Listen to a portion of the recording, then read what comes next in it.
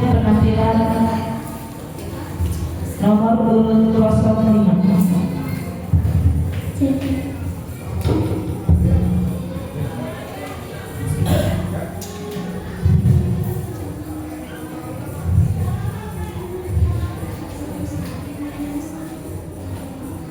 Jalan-jalan membeli tomat, tidak lupa membeli ketupat.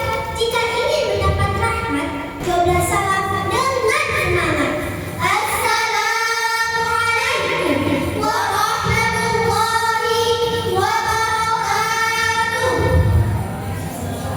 warahmatullahi wabarakatuh. Bismillahirrahmanirrahim. Alhamdulillahirabbil alamin. Wa bihi nasta'in ala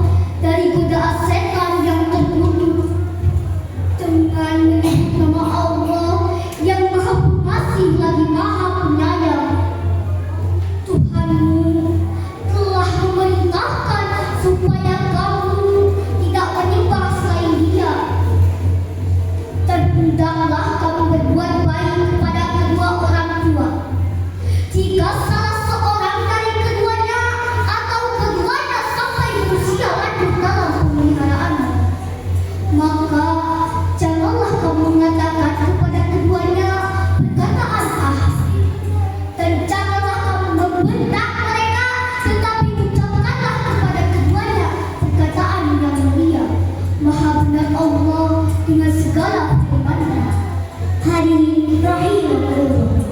Dari ayat tersebut kita dapat memahami bahwa betapa besar dan pentingnya perintah berbakti kepada kedua orang tua.